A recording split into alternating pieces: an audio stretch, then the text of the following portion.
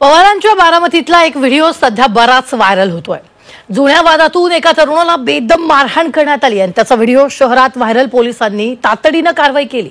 अगदी अजित पवारांनीही या प्रकरणाची दखल घेतली आहे। नेमकं काय घडलंय बारामतीत पाहूया।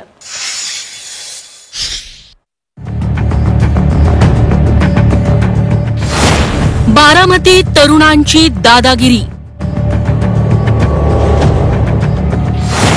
हॉटेलमधील कर्मचाऱ्याला बेदम मारहाण। मारहाणीच्या घटनेवरून अजित पवार संतापले। बारामतीत तरुणांच्या दादागिरीचा व्हिडिओ व्हायरल झालाय।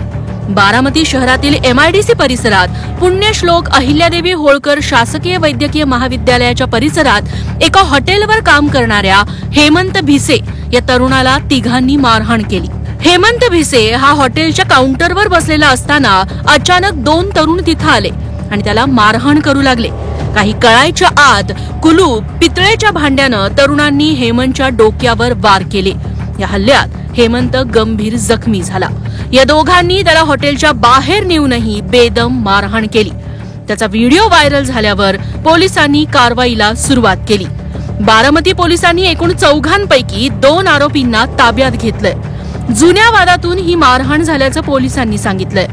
सदर मारहाणीचा सीसीटीव्हीचा जो फुटेज आहे तो संपूर्ण शहरामध्ये व्हायरल झालेला होता। या अनुषंगाने आज फिर्यादी दीपक रतिलाल भिसे जे जखमीचे भाऊ आहेत त्यांनी पोलीस स्टेशनला फिर्याद दिलेली आहे। त्या अनुषंगाने गुन्हा दाखल असून यातील 2 आरोपींना आम्ही ताब्यात घेऊन त्यांना अटक केलेला आहे। या 4ही आरोपीवर भारतीय न्याय संहिता कलम 109, 309(6) आणि 3(5) प्रमाणे गुन्हा दाखल करण्यात आलेला आहे। म्हणजे जुने भांडणे आहेत आणि तू मला ओळखलास का असं त्याने ते उल्लेख करून त्यांनी त्याच्यामध्ये मारहाण करायला सुरुवात केलेली आहे। त्यांचे 4-5 वर्षापूर्वी हे एकाच कॉलेजमध्ये होते आणि त्या घटनेच्या नंतर ते आता त्याला समोर दिसल्यामुळे अचानक तिथे येऊन त्या टेबलावरील कुलूप, टेबलावर असलेलं भांडं आणि पाण्याची बॉटल असं साहित्य ते उचलून त्याच शस्त्राने त्याला मारहाण केली होती। बारामतीतल्या या दादागिरीच्या घटनेबद्दल उपमुख्यमंत्री आणि पुण्याचे पालकमंत्री अजित पवार यांना विचारणा केली असता त्यांनी घडल्या प्रकाराबद्दल संताप व्यक्त केला। अशा व्यक्ती आपल्या जवळच्या असल्या तरी त्यांच्यावर कारवाई व्हायलाच हवी असं अजितदादा म्हणाले। त्याला लाथा काय मारत होते, फुटबॉल कसा खेळावा तसं लाथा बोक्या मारत चाललं होतं।